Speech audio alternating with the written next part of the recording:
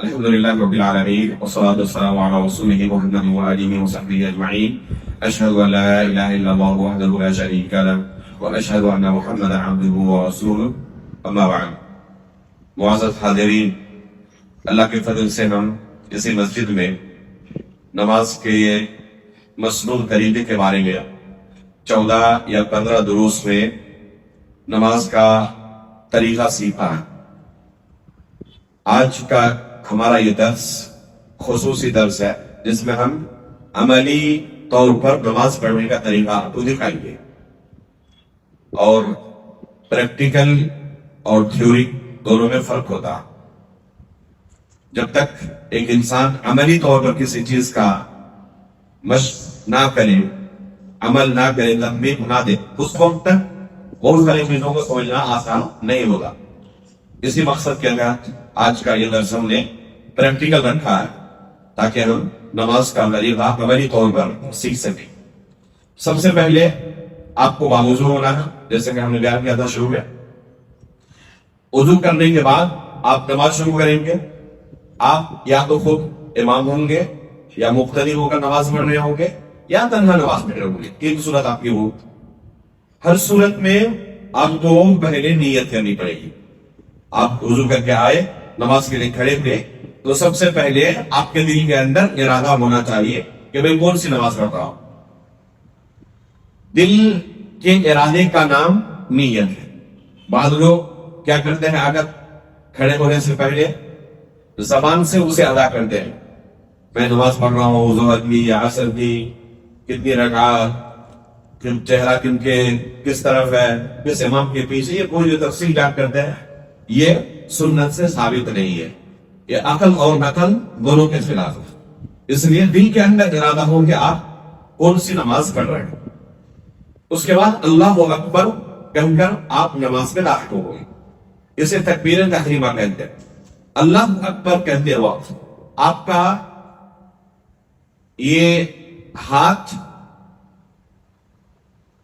قبلے کی طرف، یہ ہاتھ آپ کا قبلے کی طرف ہوگا. لوگ اس طرح کرتے ہیں، یہ درست نہیں ہے. یہ ہاتھ جو ہو، یہ دونوں ہتھیلیاں قبلے کی طرف ہو. کہاں تک اٹھائیں؟ بعض لوگ کیا کرتے ہیں، یہ کان کے لو کو پکڑتے ہیں اور اس طرح نیت کرتے ہیں. یہ طریقہ درست نہیں ہے. یہ آپ کی ہاتھ کی یہ انگلیاں یا تو کندھے کے برابر ہو یا ایک کان کے برابر ہو. یا تو اتنا آپ ایک اٹھائیں کان کے برابر یا کندھے کے برابر، دونوں طریقہ صحیح ہے. بعض لوگ جلد بازی میں آتے ہیں، نماز شروع کر دیتے ہیں.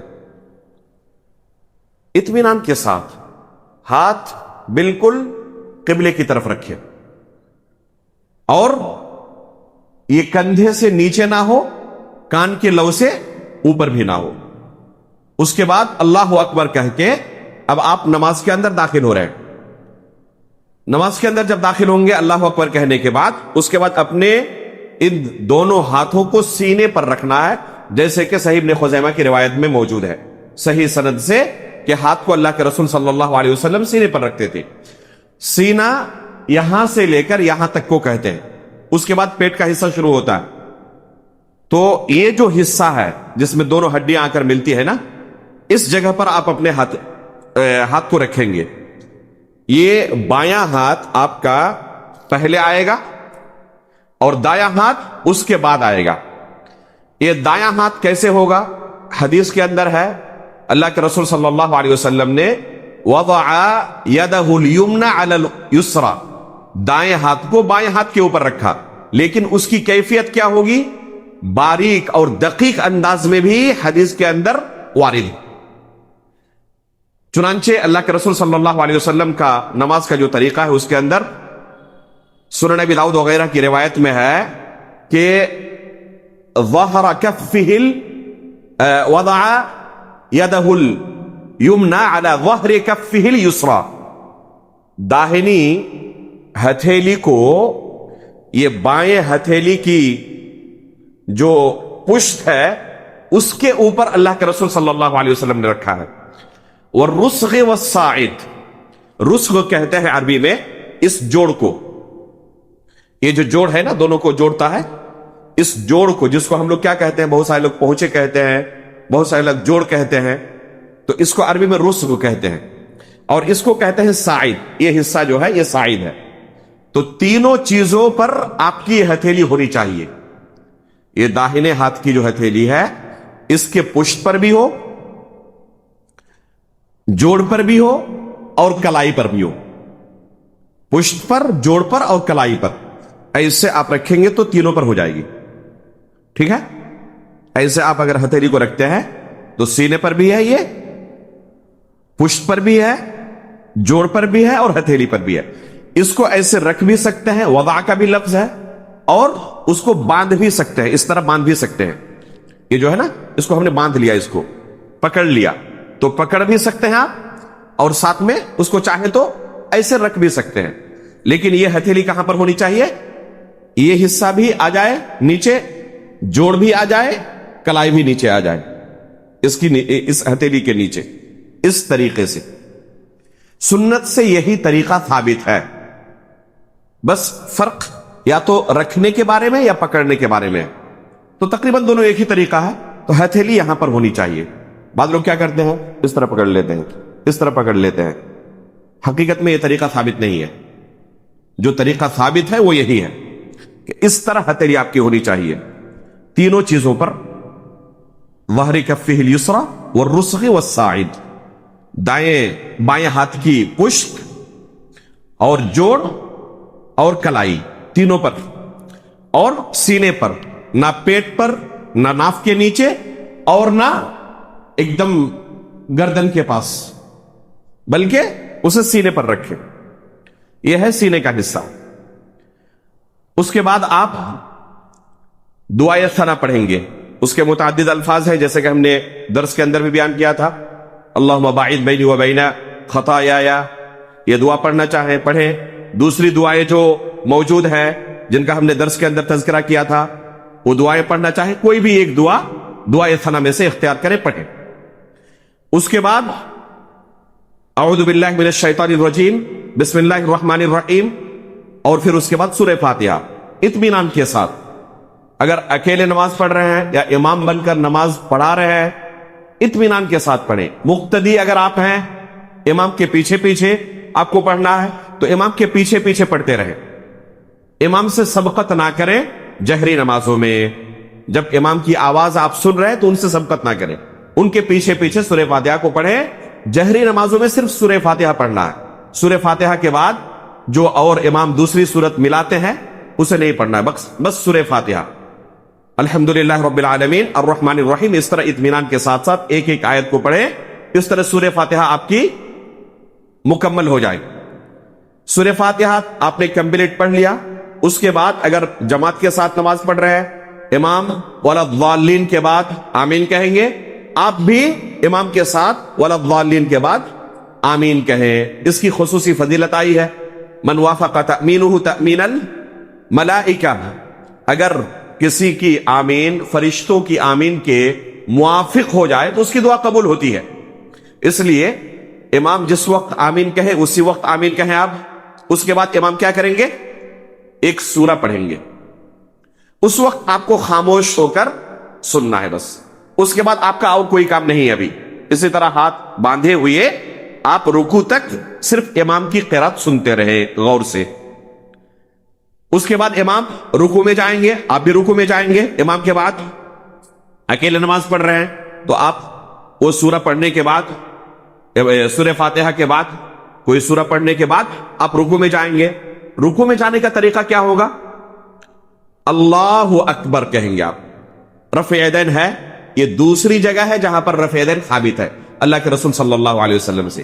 رفع یدین کا طریقہ وہی ہوگا جو شروع میں ہم نے کہا تھا. ہاتھ آپ کی ہتھیلی کیا ہونی چاہیے؟ قبلے کی طرف. ہتھیلی قبلے کی طرف ہوگی. کتنی اونچائی تک جائے گی؟ یا تو کندھے تک یا کان کے لو تک.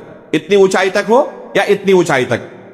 کندھے تک آپ اس کو اٹھائیں یا کان کے لو تک اٹھائیں، اس سے اوپر بھی نہیں. بعض لوگ اس طرح کرتے ہیں، یہ طریقہ بھی درست نہیں. بعض لوگ اتنے ہی پر اکتفا کر لیتے ہیں، یہ بھی درست نہیں. اعتدال کے ساتھ اس کو کندھے تک لے جائیں یا کان کے لو تک لے جائیں، قبلے کی طرف یہ دونوں ہتھیلیاں ہوں.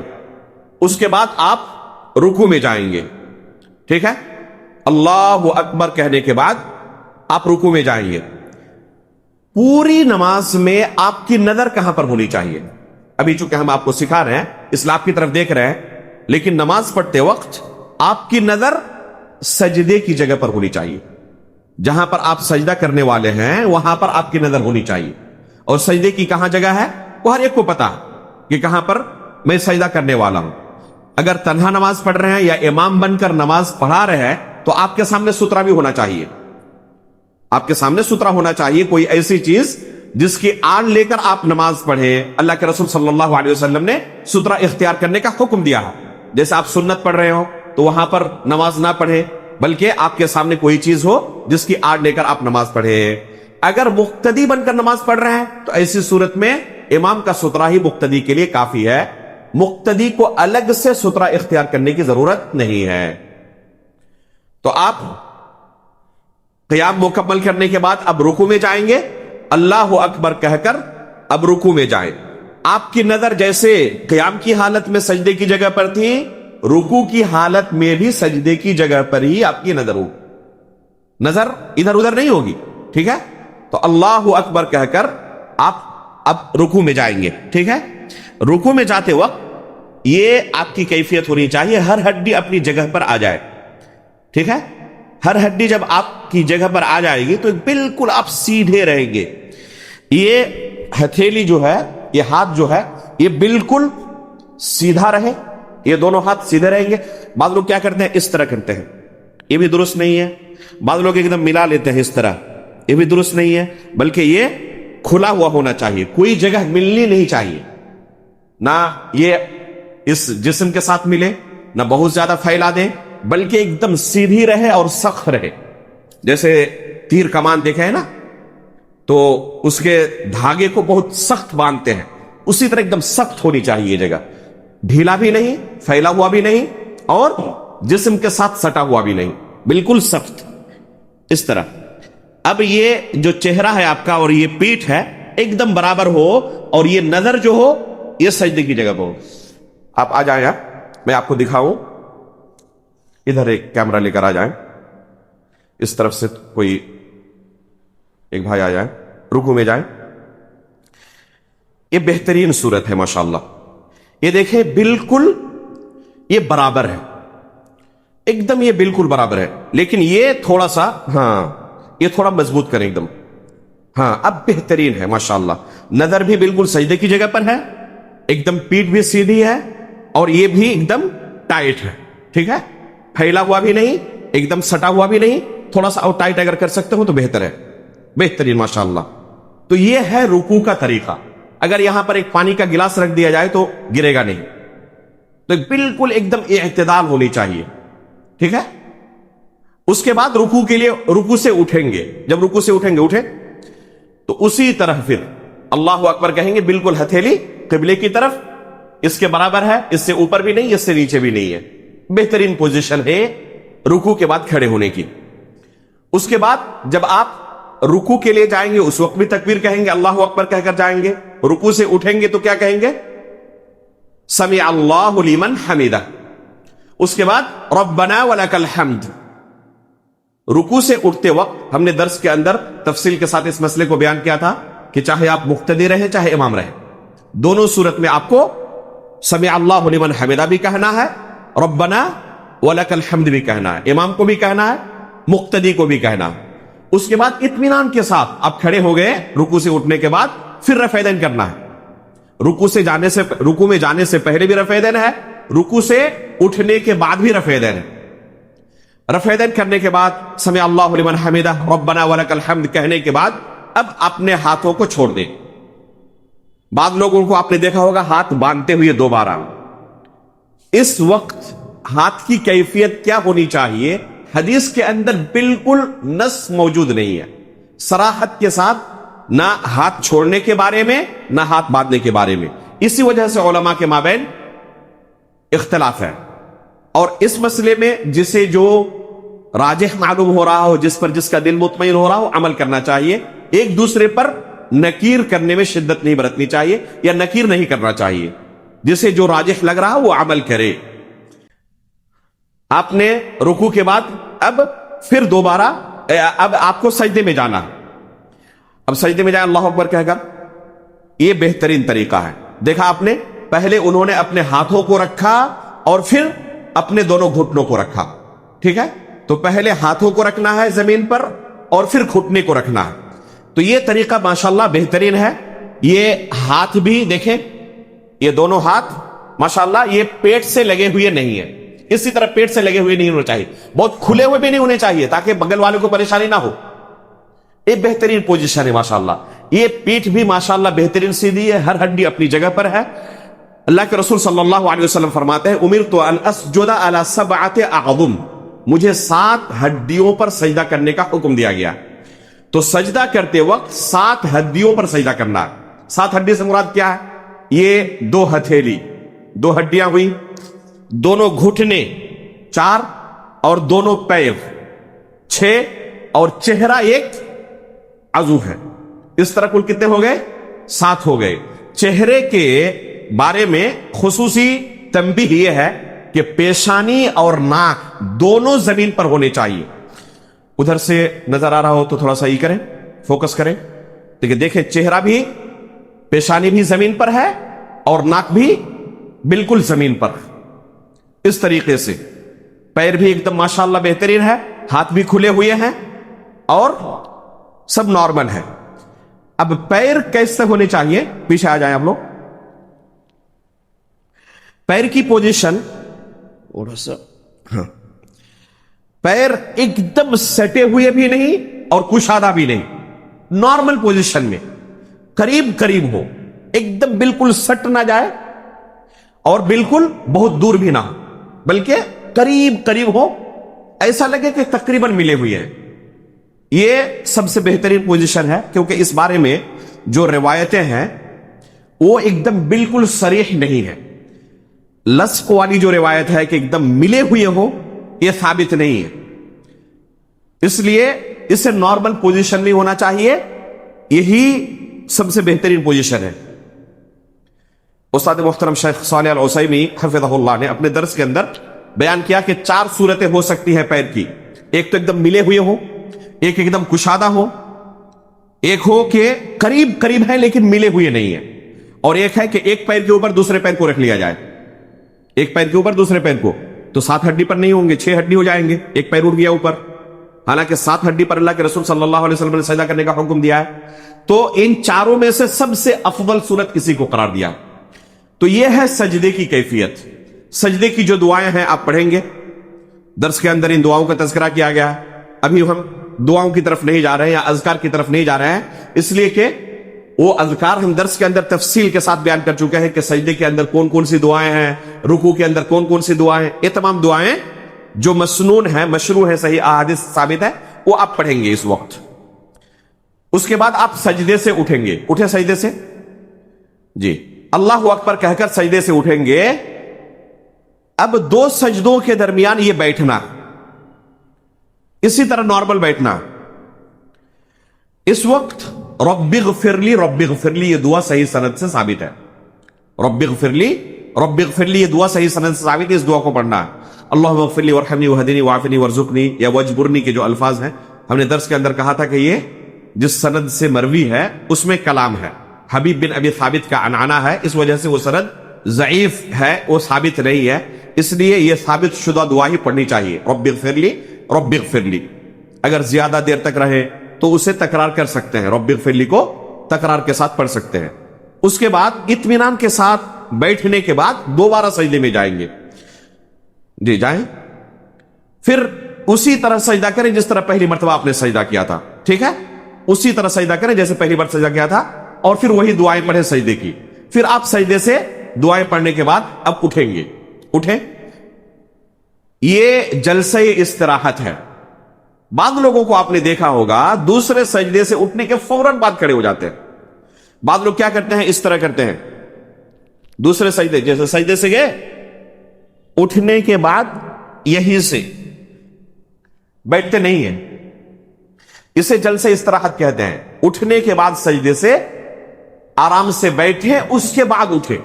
आराम से बैठने के बाद उठना। उठने की एक कैफियत तो यह है आटा गूंथने की तरह, और दूसरी कैफियत हाथों को इस तरह रखें जी, ये कैफियत भी दुरुस्त है, वो कैफियत भी दुरुस्त है। इस तरह भी उठ सकते हैं और इस तरह भी हाथों को रखते हुए उठ सकते हैं, दोनों तरीका दुरुस्त है। जलसे इस तरह हाथ के बाद फिर अल्लाह अकबर जो कहकर आपने सजदे से ही किया था, उठा था, तो उसी के बाद आप बैठेंगे, बैठने के बाद उठेंगे। नए सिरे से फिर और एक बार अल्लाह अकबर नहीं है, उसी अल्लाह अकबर को सजदे से उठने के बाद आप बैठें और फिर उठ जाएं अल्लाह अकबर कह के। अब उठने के बाद ये दूसरी रकात आपकी है, फिर उसी तरह अपने हाथों को रखना है जैसे पहली रकात में हमने रखा था। अब दूसरी रकात में दुआए सना नहीं है, दूसरी रकात में सिर्फ सूरह फातिहा है। अगर आप अकेले नमाज पढ़ रहे हैं या नमाज पढ़ा रहे हैं तो सूरह फातिहा के बाद और एक सूरत पढ़ेंगे, मुक्तदी बनकर पढ़ रहे हैं तो सिर्फ सूरह फातिहा आप पढ़ेंगे, और फिर उसके बाद फिर रुकू में जाएंगे जैसे पहले आप गए थे, फिर रुकू से उठेंगे जैसे आप पहली रकात में किए थे, फिर सजदे में जाएंगे, फिर सजदे से उठेंगे, और फिर उसके बाद तशहुद में बैठना है। अब तशहुद की कैफियत देखते हैं। दूसरी रकात के बाद जब तशहुद के लिए आप बैठेंगे तो तशहुद की कैफियत आपकी बैठने की, ये जो पैर है इस पैर को देखें इस तरह, और थोड़ा सा अगर खड़ा कर सकते हैं तो बेहतर है, हां बेहतर है। ये इधर आ जाएं, ये जो पैर है ये पैर की उंगलियां किबले की तरफ, और इस तरह ये पैर खड़ा होना चाहिए, और दूसरा पैर सुरिन के नीचे जिस पर बैठे हुए हैं, ये देखें ये पैर जो है ना उसमें बैठे हुए हैं। इस तरह वो एक पैर पर बैठेंगे और दूसरे पैर को खड़ा रखेंगे। और जो ये इसकी कैफियत है, इसको अब ये देखें, ये हाथ की उंगलियां हैं, ये तशहुद की उंगली जो होगी ये खड़ी रहेगी, और ये अंगूठा है और ये उंगली, इसको इस तरह बांध लें, इसको इस अंगूठे को इस तरह बांध लें, और ये उंगली खड़ी रहे आपकी। ये देखें ये अंगूठा इन्होंने इस तरह बांध लिया है ना, और ये उंगली खड़ी है। एक तरीका है, एक तरीका और है कि तीनों उंगलियों को आप इस तरह, तीनों उंगलियों को इस तरह ही कर लें, बांध लें, और ये अंगूठा जो है अंगूठे को इस जगह पर रखें, अंगूठे को इस जगह पर, इस उंगली के जोड़ पर एकदम बिल्कुल, इस अंगूठे को ये तीनों को बांध लें, और फिर देखें इसको थोड़ा इस तरह, इस तरह, यहां पर उस अंगूठे को यहां पर, हां। तो ये तरीका भी है, जिस तरह ये हिला रहे ना इसी तरह आहिस्ता आहिस्ता उसे हिलाते रहे, बहुत तेज रफ्तार के साथ भी नहीं, इसी तरह आहिस्ता आहिस्ता। हदीस के अंदर है यदउ बिहा युहर्रिकुहा, तहरीक की भी बात आई है और उसके साथ दुआ करने की बात आई है। तो इसको हल्का हल्का हरकत देते रहे और साथ में दुआ पढ़ते रहे जो तशहुद की दुआएं हैं। आपकी निगाह कहां पर अब होगी? बस यही वो जगह है जहां पर आपकी निगाह सजदे की जगह पर नहीं होगी। अब आपकी निगाह इस उंगली से आगे नहीं बढ़नी चाहिए, इस उंगली से आगे बढ़नी नहीं चाहिए तशहुद की हालत में। बस बाकी पूरी नमाज में निगाह होगी सजदे की जगह पर।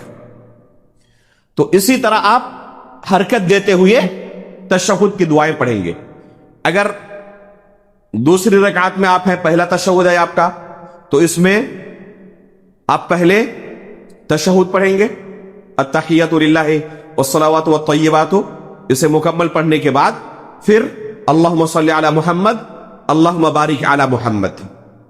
ये मुकम्मल पढ़ने के बाद पहले तशहुद में भी हमने दर्स के अंदर कहा था कि दुरूद है, पहले तशहुद में भी दूसरे तशहुद में, दोनों में दुरूद है। ठीक है, तो तशहुद में, पहले तशहुद में हो चाहे दूसरे तशहुद में हो, आप तशहुद अत्तहिय्यात पढ़ने के बाद अल्लाहुम्मा सल्लि अला मुहम्मद अल्लाहुम्मा बारिक अला मुहम्मद।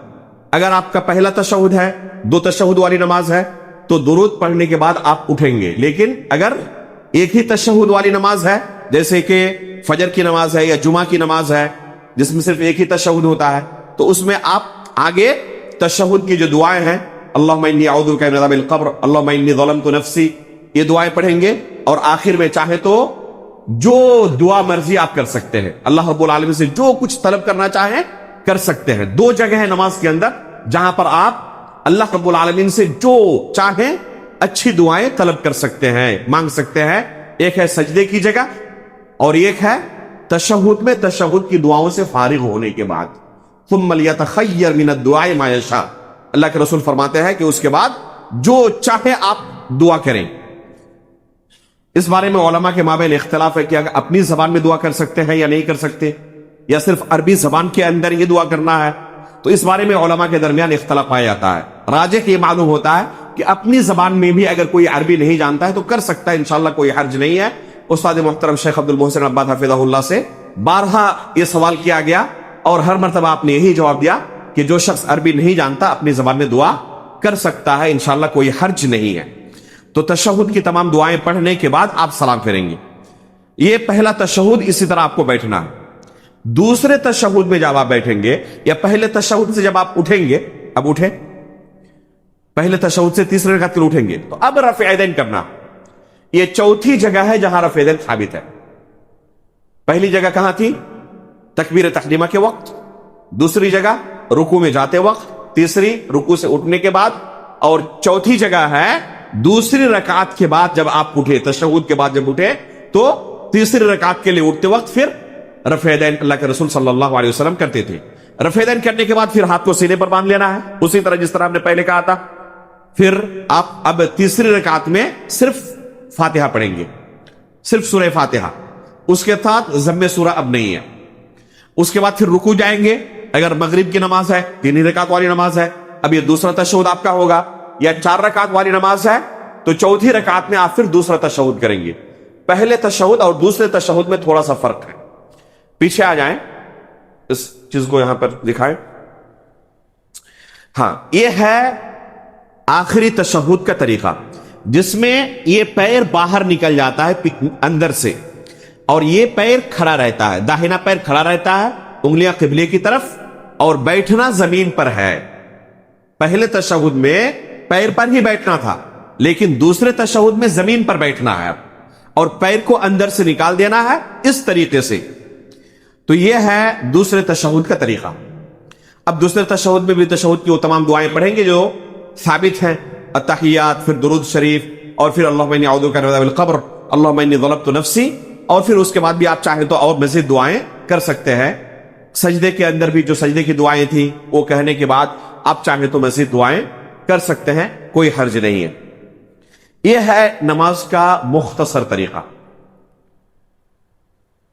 اگر کوئی شخص اکیلے نماز پڑھ رہا ہو یا امام بن کر, بالکل کلیئر ہے. یہ کوئی مقتدی بن کر پڑھ رہا ہو, اس کے آس پاس بھی لوگ ہوں گے, کوشش کریں کہ آس پاس کے لوگوں کو تکلیف نہ ہو. اللہ کے رسول صلی اللہ علیہ وسلم کا فرمان بالکل واضح ہے کہ اگر جماعت کے ساتھ آپ نماز پڑھ رہے ہیں تو اپنے ساتھی کے ساتھ, اب آپ اٹھ جائیں, اپنے ساتھی کے ساتھ جیسے جماعت کے ساتھ نماز پڑھ رہے ہو تو یہ پیر کے ساتھ پیر ملانا ہے. ٹھیک ہے, پیر کے ساتھ پیر ملانا نارمل طریقے سے, جیسے آپ کھڑے رہتے ہیں نا, آپ کو اگر کہا جائے کہ کھڑے ہو جائیں تو کیسے کھڑے ہوتے ہیں؟ نارمل طریقے سے جیسے کھڑے ہوتے ہیں, اور اسے نارمل طریقے سے کھڑا رہنا ہے. بعض لوگ کیا کرتے ہیں, پیر گھما کے اس طرح ٹخنے کے ساتھ ٹخنے کو ملاتے ہیں. ہر انسان کی ساخت الگ الگ ہوتی ہے. اگر یہ تکلف کیا جائے تو خشوع خضوع بھی ختم ہوگا اور یہ ممکن بھی نہیں ہوگا. بعض لوگوں کے ساتھ تو بڑی پریشانی ہو جائے گی. شریعت نے یہ تکلف کرنے کا حکم نہیں دیا ہے. شریعت نے تکلف کرنے کا حکم نہیں دیا ہے. اللہ کے رسول صلی اللہ علیہ وسلم کیا کہتے ہیں, تراسو, تم لوگ ایک دم بالکل شیشہ پلائی ہی دیوار کی طرح ایک دم برابر برابر کھڑے رہو. نیزہ لے کر دیکھتے تھے کہ کوئی آگے نکل گیا ہے, کوئی پیچھے چلا گیا ہے, تو اسے برابر کرتے تھے. یہ کوئی ایسا نہ ہو کہ کوئی آگے نکل گیا ہو, کوئی پیچھے چلا گیا ہو, دونوں ایک دم ایسا لگے کہ ایک دم ایک صف میں کھڑے ہیں. تو صف بندی اس طرح ہو کہ کوئی آگے بھی نکلا ہوا نہ ہو, کوئی پیچھے بھی نہ چلا گیا ہو. تو اس طریقے سے صف بندی ہوگی, یہ ملا ہوا رہے گا دونوں شخصوں کے درمیان, دونوں لوگوں کے درمیان. بعض لوگ کیا کرتے ہیں, کچھ فاصلہ دے کر کھڑے ہوتے ہیں تاکہ ایک دوسرے کے ساتھ ملے ہوئے نہ رہیں. یہ طریقہ درست نہیں ہے. اللہ کے رسول صلی اللہ علیہ وسلم کے حکم کی سراسر خلاف ورزی ہے یہ. اسی طرح جو لوگ مبالغہ کرتے ہیں, بلکہ غلو کرتے ہیں اور پیر کو ایک دم پکڑ کے موڑ دیتے ہیں, یہ طریقہ بھی غلو ہے. ایک دم نارمل کھڑے رہیں خشوع خضوع کے ساتھ. بہت زیادہ پھیل کر بھی کھڑے نہیں ہونا چاہیے. اگر پھیل کر آپ بہت زیادہ کھڑے ہوں گے تو یہ کندھا کیا ہو جائے گا آپ کا, ظاہر سی بات ہے کہ دور ہو جائے گا. تو نارمل کھڑے رہے, جیسے نارمل کھڑے رہتے آپ. کندھا بھی مل گیا, پیر بھی مل گئے ہیں, اور اس طرح اگر یہاں بھی کوئی کھڑا رہے تو وہ بھی ملا ہوا رہے گا. اس طریقے سے کھڑا ہونا.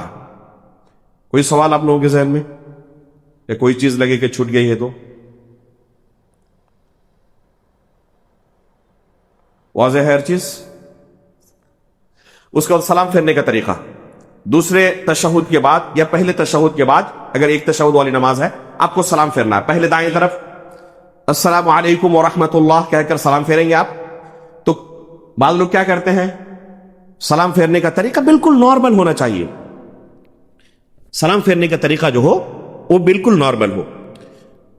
السلام علیکم ورحمۃ اللہ, اس طرح. بعض لوگ کیا کرتے ہیں السلام علیکم, اس کی کوئی ضرورت نہیں ہے. بعض لوگ ایک طرف سے فارغ ہوئے اس کے بعد بیچ میں اسٹاپ لیتے ہیں اور پھر دوسری طرف, کوئی اس کی ضرورت نہیں ہے. بالکل نارمل السلام علیکم ورحمۃ اللہ, السلام علیکم ورحمۃ اللہ, ایک دم بالکل نارمل. نہ ایک دم پیچھے کی طرف دیکھنا ہے کہ پیچھے سب میں کون ہے. بس یہ آپ کا جو چہرہ ہے, چہرہ کیا ہو, دونوں طرف بائیں اور دائیں ہو. یہ کندھا لے جانے کی ضرورت نہیں ہے, سینہ گھمانے کی ضرورت نہیں ہے. بس آپ کا چہرہ کیا ہو, دائیں طرف بائیں طرف. اس طریقے سے سلام پھیرنا. دونوں سلام پھیرنے کے بعد ہی اگر کسی کی نماز چھوٹ گئی ہے, ایک رکعت یا 2 رکعت کسی کی چھوٹ گئی ہے, تو وہ دونوں سلام مکمل ہونے کے بعد کھڑا ہو. بعض لوگ کیا کرتے ہیں, جیسے ہی امام نے ابھی سلام ایک طرف بھی مکمل نہیں کیا اور فوراً جو لوگ مسبوق ہوتے ہیں کھڑے ہو جاتے ہیں اپنی باقی نماز پوری کرنے کے لیے. یہ طریقہ درست نہیں ہے. دونوں طرف جب تک امام سلام نہ پھیر دے تب تک مسبوق کھڑا نہ ہو. ہو سکتا ہے کہ امام نے غلطی سے سلام پھیر دیا ہے, 4 رکعت کی جگہ پہ تیسری رکعت کے بعد سلام پھیر دیا ہے, تو کیا کریں گے, وہ پھر 1 رکعت کے لیے کھڑے ہوں گے. تو ابھی نماز مکمل نہیں ہوئی ہے, اس لیے نماز مکمل ہونے دیں, دونوں طرف سلام پھیر دیں, اس کے بعد آپ اپنی باقی نماز پوری کریں.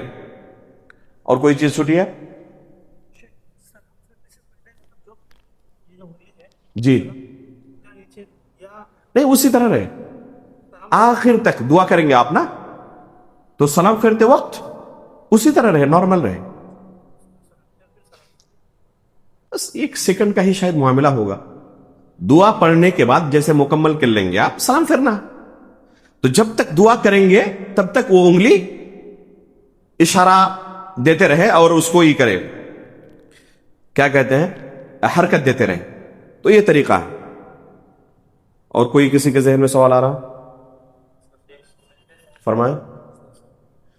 سجدے سہو کے طریقے تو ہم نے بیان کیے تھے تفصیل کے ساتھ. بس ایک طریقہ غلط ہے, بعض لوگ سجدے سہو کیا کرتے ہیں, ایک طرف سلام پھیرنے کے بعد سجدے سہو کرتے ہیں اور پھر تشہد میں بیٹھتے ہیں, پھر سجدے سہو کرتے ہیں اور پھر دوسری طرف سلام پھیرتے ہیں. یہ طریقہ غلط ہے. یہ طریقہ کسی بھی صحیح حدیث میں موجود نہیں ہے. اس لیے سجدہ سہو کا طریقہ جو درس کے اندر بیان کیا گیا تھا, تفصیل کے ساتھ ہم نے سجدہ سہو کا طریقہ بیان کیا ہے. جو احادیث اللہ کے رسول صلی اللہ علیہ وسلم سے ثابت ہے, ان تمام احادیث کو ہم نے بیان کیا ہے کہ یہ طریقہ اللہ کے رسول صلی اللہ علیہ وسلم سے ثابت ہے سجدے سہو کے. اور اس کا خلاصہ ہم نے کیا بیان کیا تھا کہ اگر آپ سے وہی غلطی سرزد ہو جس کا تذکرہ حدیث میں موجود ہے, تو اسی طرح عمل کریں جیسے حدیث میں عمل کیا. لیکن آپ سے کوئی ایسی غلطی سرزد ہوئی جس کا تذکرہ حدیث میں موجود نہیں ہے, تو آپ کو اختیار ہے, چاہے تو آپ سلام پھیرنے سے قبل سجدہ سہو کریں, اس کے بعد سلام پھیریں, تشہد کے آخر میں سجدہ سہو کریں, اس کے بعد سلام پھیریں, یا پھر سلام پھیر دیں اور اس کے بعد اللہ اکبر کہہ کے پھر سجدہ سہو کریں, اور سجدہ سہو کرنے کے بعد پھر سلام پھیر دیں, دوبارہ تشہد نہیں کرنا ہے. دونوں طریقہ درست ہے, اختیار ہے, کوئی حرج نہیں ہے اس میں. امید کرتا ہوں کہ انشاءاللہ نماز کا طریقہ کلیئر ہو چکا ہوگا. جی جی, سلام امام سلام پہ دونوں طرف کھڑا ہوگا تو اس کو رفع دین کرنا ہے یا نہیں؟ ہاں, یہ ایک اہم سوال ہے. دیکھیں، جب آپ بعد میں آ کر جماعت میں شامل ہوتے ہیں، ٹھیک ہے، امام کی 1 رکعت ہو چکی یا 2 رکعت ہو چکی یا 3 رکعت ہو چکی ہے، کوئی بھی صورت ہو سکتی ہے. جب آپ آ کر امام کے ساتھ شامل ہوتے ہیں تو یہ آپ کی پہلی رکعت ہے، چاہے امام کی دوسری ہو یا تیسری ہو یا چوتھی ہو. سمجھ گئے؟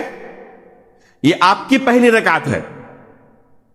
پھر جب امام سلام پھیر دیں گے تو آپ کی یا تو ابھی 3 ہوئی مکمل، یا 2 مکمل ہوئی ہے، یا صرف 1 مکمل ہوئی.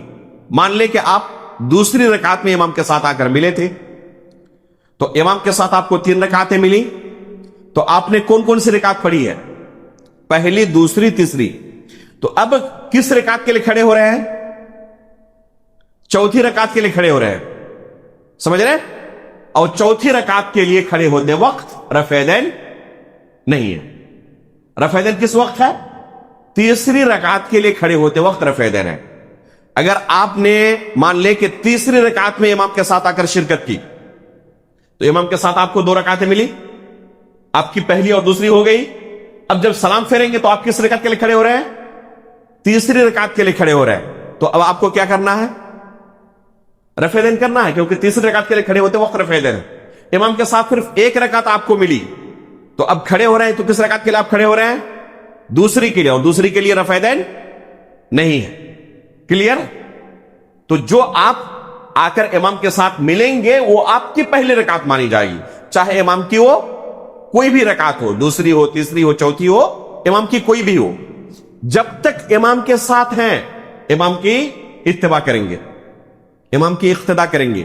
جعل الامام لیؤتم بہ، اس لیے امام اگر دوسری رکعت کے لیے وہ تشہد کریں گے تو آپ کی تو پہلی رکعت ہوئی نا، پہلی کے بعد تشہد نہیں ہے، تو آپ یہ نہ کہیں کہ میری تو پہلی رکعت ہے، گرچہ امام تشہد کرے میں تشہد نہیں کروں گا.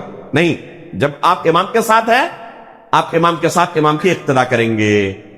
جب امام سلام پھیر دے اس کے بعد آپ اپنی جو نماز ہے اسے پوری کریں گے. تو امام کے سلام پھیرنے کے بعد آپ امام بنے اکیلے، اس وقت آپ اسی حساب سے جاری رکھیں جیسے کہ ہم نے ابھی کہا کہ پہلی رکعت، دوسری رکعت، تیسری رکعت، اس حساب سے آپ اپنا حساب لگا لیں. حدیث میں 2 لفظ آیا ہے، ایک ہے وَمَا فَاتَكُمْ فَأَتِمُّوا، اور ایک لفظ ہے وَمَا فَاتَكُمْ فَأَقْضُوا. تو قضا والا لفظ ثابت نہیں ہے، اتموا والا لفظ ثابت ہے. اس وجہ سے آپ کو اتمام کرنا، کمپلیٹ کرنا ہے، قضا نہیں کرنی. اگر قضا کرنی ہوتی تو آپ جو سلام پھیرنے کے بعد کھڑے ہوتے تو آپ کی چھوٹی تھی پہلی رکعت، تو پہلی رکعت گویا کہ آپ قضا کر رہے ہیں.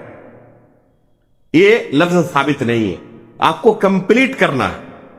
فَأَتِمُّوا کا لفظ راجح ہے، فَأَقْضُوا کا لفظ مرجوح ہے. اس وجہ سے آپ کمپلیٹ کریں گے، قضا نہیں کریں گے. ٹھیک ہے؟ تو جو آپ کی رکعت ہوگی پہلی، وہ امام کے ساتھ جس کو آپ نے پایا اسے آپ اپنی پہلی رکعت شمار کریں، اور اس طریقے سے حساب لگائیں، بالکل کلیئر ہو جائے گا. سوال آیا، اگر کوئی پیر اور کندھا اگر نہ ملائے تو کیا کریں؟ سنت کی مخالفت کی، اگر جان بوجھ کر سنت کی مخالفت کرے تو اس کا مسئلہ ہم نے بیان کیا تھا درس کے اندر، بہت سخت معاملہ ہوگا. جان بوجھ کر اگر کوئی تساہل کے ساتھ کرے انشاءاللہ نماز پر فرق نہیں پڑے گا اگر تساہل ہے، لیکن تساہل اگر ہے تو اس کو سدھارنا چاہیے، اصلاح کرنی چاہیے. کیسی رہنا چیئر درس کے اندر ہم نے بیان کیا تھا اسے. دیکھیں، یہ جیسے مان لیتے ہیں کہ یہ صف ہے، ٹھیک ہے، اگر آپ کنفرم ہیں کہ مسجد کے اندر مصلی کتنے ہیں ہمیں پتا ہے، میں اگر یہاں پر چیئر کو رکھتا ہوں تو بعد میں اس صف میں کوئی آ کر کھڑا ہوگا اس کی کوئی امید نہیں ہے. ہر نماز میں دیکھتا ہوں کہ پہلی صف میں پوری نہیں ہوتی ہے، دوسری صف میں کوئی آتا ہی نہیں ہے. تو ایسی صورت میں آپ پیچھے رکھو، کوئی حرج نہیں ہے، ایک دم بالکل برابر برابر کھڑے ہیں. لیکن اکثر و بیشتر کیا ہوتا ہے کہ آپ کے پیچھے بھی کوئی نماز پڑھنے والا ہوتا ہے، تو ایسی صورت میں پیچھے نماز پڑھنے والے کو تکلیف نہ دیں، اپنی کرسی کو آپ صف کے ساتھ اس طرح رکھ لیں. ٹھیک ہے؟ اگر آپ مکمل نماز چیئر پر پڑھنے کے لیے مجبور ہیں، جسم کے اندر کوئی بیماری ایسی ہے جس وجہ سے آپ مجبور ہیں کہ مکمل نماز چیئر پر ہی آپ کو پڑھنا پڑے گا، تو اس طرح بیٹھ کر آپ شروع سے آخر تک اپنی نماز چیئر پر پڑھیں۔ آپ قیام اگر کر سکتے ہیں، قیام کرنے میں آپ کو پریشانی نہیں ہوتی ہے، ٹھیک ہے، تو قیام آپ کریں نارمل، لوگ وہاں پر کھڑے ہیں، آپ آگے بڑھ گئے تو کوئی حرج نہیں، کیونکہ آپ معذور ہیں، آپ معذور ہیں، اس لیے آگے بڑھنے میں انشاءاللہ آپ کے لیے کوئی حرج نہیں ہے۔ قیام کریں، رکوع بھی اگر کر سکتے ہو نارمل رکوع بھی کریں۔ اب مسئلہ ہے سجدہ کرنے کا، آپ کو سجدہ کرنے میں پریشانی ہوتی ہے، ٹھیک ہے، تو سجدہ آپ اگر کرسی کے محتاج ہے تو کرسی پر سجدہ کر سکتے ہیں بیٹھ کر، لیکن اگر اس کے محتاج نہیں ہے تو اصل ہے کہ آپ زمین پر ہی کیا کریں گے، سجدہ کریں گے۔ بعض لوگوں کو دیکھا جاتا ہے کہ ماشاءاللہ بہترین طریقے سے خود اپنے پیروں پر چل کر مسجد میں آتے ہیں، کھڑے رہنے میں کوئی پریشانی نہیں، جیسے ہی مسجد پہنچے بیمار پڑ جاتے ہیں، اور شروع سے آخر تک پوری نماز بیٹھ کر کرسی پر۔ یہ درست نہیں ہے۔ آپ کھڑے رہ سکتے ہیں، قیام کر سکتے ہیں، رکوع کر سکتے ہیں، تو پھر بیٹھ کر کوئی نماز پڑھ رہے ہیں؟ اگر مجبوری ہے تو الگ بات ہے، مجبوری نہیں ہے تو شوق سے کرسی پر بیٹھ کر نماز نہیں پڑھنی چاہیے۔ جہاں آپ محتاج ہیں وہاں کرسی کا سہارا لیں، محتاج نہیں ہے کرسی کا سہارا نہ لیں۔ تو ایک چیز بس یہی ذہن میں رکھیں کہ آپ کی کرسی کی وجہ سے پیچھے نماز پڑھنے والے کو تکلیف نہ ہو۔ بسا اوقات بعض لوگ کرسی اتنی پیچھے کر دیتے ہیں کہ پیچھے نماز پڑھنے والے کو سجدہ کرنے کے لیے جگہ نہیں ملتی ہے، تو پھر ان کو بھی پیچھے رہنا پڑتا ہے، ان کی بھی صف خراب ہوتی ہے۔ تو یہ طریقہ درست نہیں ہے کہ آپ پیچھے والوں کو بھی تکلیف میں مبتلا کر دیں۔ کے وقت سینے پہ ہاتھ باندھے رکھ جائیں وتر کی نماز میں، یا ہاتھ اٹھا کے دعا کریں؟ قنوت وتر میں نارمل ہی رہے، سینے پر ہی ہاتھ بندھا ہوا، دعا کرنے کے وقت بھی سینے پر ہی ہاتھ بندھا ہوا ہو۔ رفع یدین کا ثبوت میرے علم میں نہیں ہے، دعا کرتے وقت قنوت وتر کی رفع یدین کیا جائے، اس کا ثبوت میرے علم میں نہیں ہے کہ اس کے تعلق سے کوئی حدیث آئی ہو کہ اس وقت رفع یدین کیا جائے۔ اللہ عالم بالصواب، اللہ عالم بالصواب۔ اکثریت لوگ جو ہیں وہ وتر کی نماز میں دوسری رکعت سے اٹھتے ہیں تو تیسری رکعت میں رفع الیدین نہیں کرتے۔ غلط کرتے ہیں۔ دوسری رکعت سے اٹھنے کے بعد جب تیسری رکعت کے لیے کھڑے ہو آپ تو رفع یدین کرنے کے بعد سینے پر ہاتھ مالیں، اس وقت رفع یدین ہے۔ چوتھی جگہ ہے یہ جہاں پر رفع یدین ثابت ہوئی۔ بعض لوگ جو ہے کبھی کبھار جو ہے فین میں اسی دیکھ کے کھڑے ہوتے ہیں تو ان کا اللہ مستعان، عورتوں میں اکثر ہوتا ہے۔ ایسا نہیں ہونا چاہیے۔ آپ آئیں اور کوشش کریں کہ امام سے جتنا قریب کھڑا ہو سکتے ہو کھڑے ہو۔ فکس جگہ پہ نماز پڑھتے ہیں، یہ بھی درست نہیں ہے۔ اپنی جگہ کوئی فکس کر لے اور دوسرا کوئی شخص وہاں کھڑا نہیں ہو سکتا، یہ صرف امام کے لیے درست ہے، ٹھیک ہے۔ جنازے کی نماز میں رفع یدین اللہ کے رسول سے ثابت نہیں ہے، عبداللہ بن عمر رضی اللہ تعالیٰ عنہ سے ثابت ہے، اس لیے اگر کوئی کرنا چاہے تو کر سکتا ہے، کرنا چاہے تو کر سکتا ہے، نہ بھی کرے تب بھی کوئی حرج نہیں ہے۔ عید کی نماز میں ثابت نہیں ہے۔ عید کی نماز میں تکبیرات زوائد میں پہلی رکعت میں 7 زائد تکبیریں، دوسری رکعت میں 5 زائد تکبیریں، تو ان میں رفع یدین ثابت نہیں ہے۔ جنازے کی نماز میں دونوں کا اختیار ہے۔ آخر میں ہم اللہ رب العالمین سے دعا کرتے ہیں کہ اللہ رب العالمین سنت کے مطابق ہمیں اس اہم فریضے کو ادا کرنے کی توفیق عطا فرمائے۔ اللہ رب العالمین ہماری نمازوں کو قبول فرمائے، آمین تقبل یا رب العالمین۔ وصلی اللہ علی نبینا محمد، سبحانک اللہم و بحمدک، اشہد ان لا الہ الا انت، استغفرک و اتوب الیک۔